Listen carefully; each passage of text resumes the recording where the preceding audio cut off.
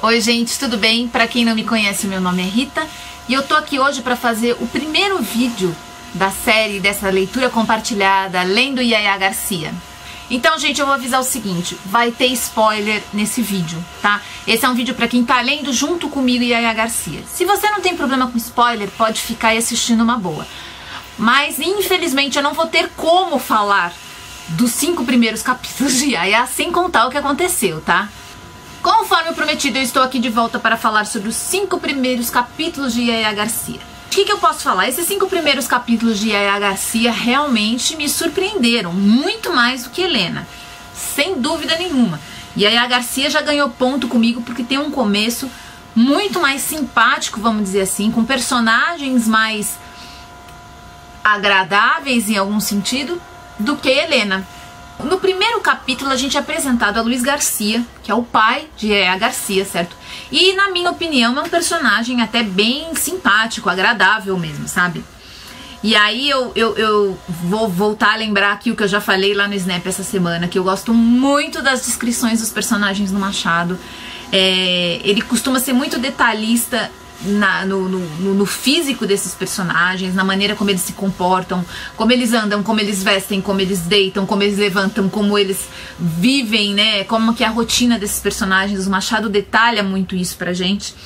Ele é um escritor de costumes, vamos dizer assim, né? De hábitos. Ele gosta de descrever isso com detalhes incríveis, assim. Então, até hoje, pra mim, todos os romances do Machado parece que você entra numa fenda no tempo, literalmente, você cai lá no Rio de Janeiro, em 1860, 1870, enfim. Machado começa contando pra gente um pouco da rotina do Luiz Garcia, e logo de cara a gente percebe que o Luiz Garcia, que era um funcionário público, tinha uma vida super regrada, ele recebe uma carta que vai mudar em muita coisa a vida dele, né? A gente não sabe ainda o que é essa carta, qual é a traminha da história, como eu brinquei lá no Snap também, mas a gente sabe que aquilo vai modificar muito a vida do Luiz Garcia.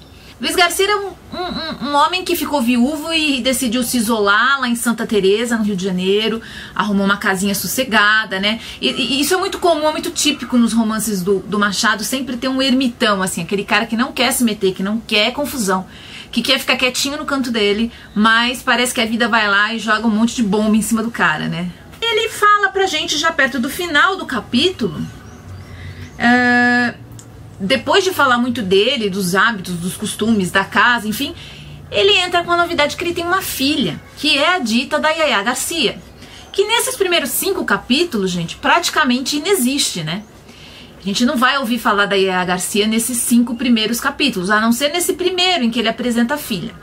Interessante que nesse primeiro capítulo o Machado fala sobre a relação do Luiz Garcia com o empregado negro dele, né, o Raimundo.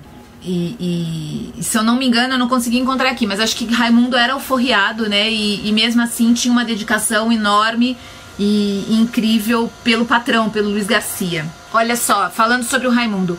Raimundo parecia feito expressamente para servir o Luiz Garcia. Era um preto de 50 anos, estatura mediana, forte, apesar de seus largos dias, um tipo de africano submisso e dedicado. Era escravo e livre. Pois é, era isso mesmo, eu não tô me esquecendo não.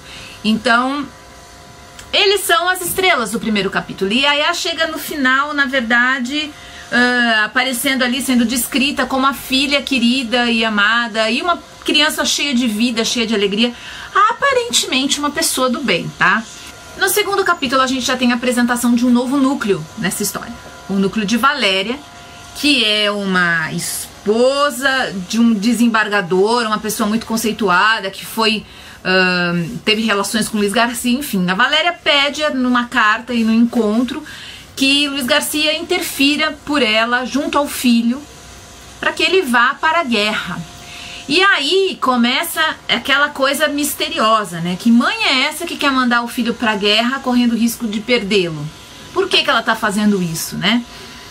O próprio Luiz Garcia não sabe, ele desconfia de algumas coisas, mas ele fica meio sem entender e ele acaba sendo dobrado pela Valéria para ter essa conversa com Jorge.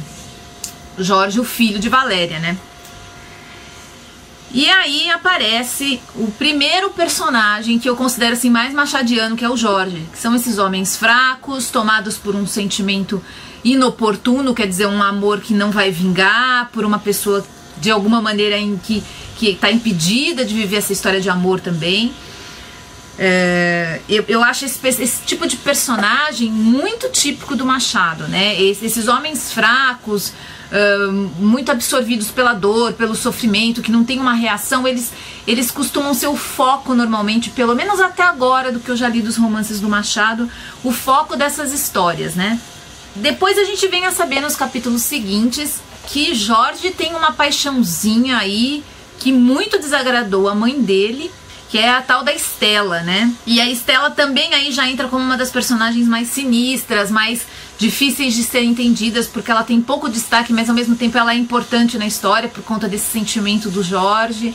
Só que ao mesmo tempo que o Jorge é esse personagem fraco, ele é um cara inteligente, ele é um cara capaz, ele vai ter grande sucesso no exército, como a gente vai ver nos capítulos posteriores, né?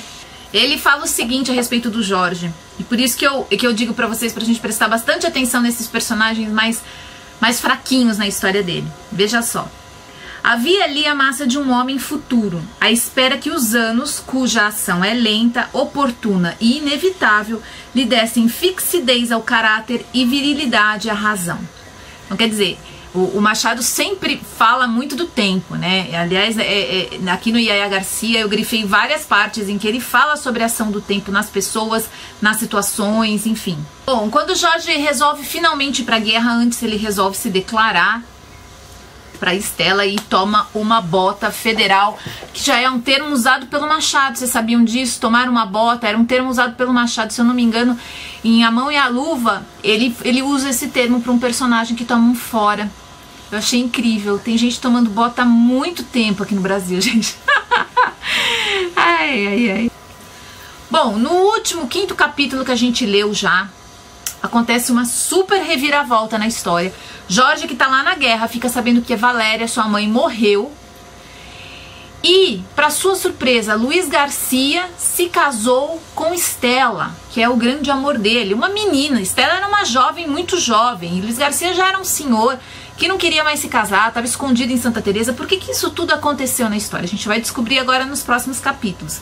Jorge está voltando para o Rio de Janeiro depois de 4 anos na guerra, então muita coisa mudou, muita coisa aconteceu, e a gente também está curioso para saber o que vai acontecer aí com o Jorge e aonde que vai entrar a dita da Yaya Garcia, né? Porque ela ainda não entrou. Estou aqui a imaginar que talvez seja esse o par romântico que vai abalar as estruturas aí, Jorge e Yaya. Dois personagens que estão se sentindo muito mal com essa história do casamento do Luiz Garcia e da Estela, que a gente também não entende muito bem por quê. Com certeza o Machado vai explicar isso pra gente melhor nas próximas páginas. Yaya Garcia é um livro, pra mim, pelo menos por enquanto, tá sendo um livro muito agradável, muito gostoso de ser lido. Essas pequenas reviravoltas e surpresas na trama estão muito rápidas e tão ok, quer dizer, estão fazendo um sentido, quer dizer, não é uma coisa que tá tão descabida que nem eu senti em Helena. Os personagens, por enquanto, são fortes, misteriosos, cheios dos seus suspenses, dos seus mistérios aí particulares, tudo bem, mas ao mesmo tempo são personagens fortes, agradáveis e que a gente cria uma empatia. O próprio Luiz Garcia é um personagem que a gente cria bastante empatia por ele, porque ele tem uma dedicação legal com a filha, ele tem uma relação boa com o Raimundo, que é o empregado dele mais próximo, ele tem uma atenção grande pelas pessoas com quem ele se relaciona. Quer dizer, apesar de ser um ermitão lá, um rapaz meio escondido e meio afastado da vida, o Luiz Garcia parece ser aí um dos personagens mais sólidos e mais simpáticos dessa trama. Valéria já pulou fora, quer dizer, a gente ficou agora mesmo com um monte de jovenzinhos e o Luiz Garcia no meio disso. Então vamos ver o que vai acontecer.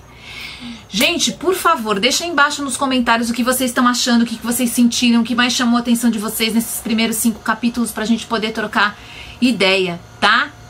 Pois é, galera, é isso. Eu volto na semana que vem, na sexta-feira, pra falar mais um pouquinho com vocês sobre os outros 5 capítulos. Agora a gente vai até o capítulo... Então a gente vai até o capítulo número 10. E aí eu volto pra contar mais um pouquinho pra vocês do que eu achei desses capítulos, um pouquinho da história. E vocês me contem, por favor, aí nos comentários o que vocês estão achando, tá bom? É isso, gente. Um super abraço, fiquem bem. E eu volto pra falar mais um pouco com vocês a respeito de Yaya Garcia. Até mais, gente. Tchau!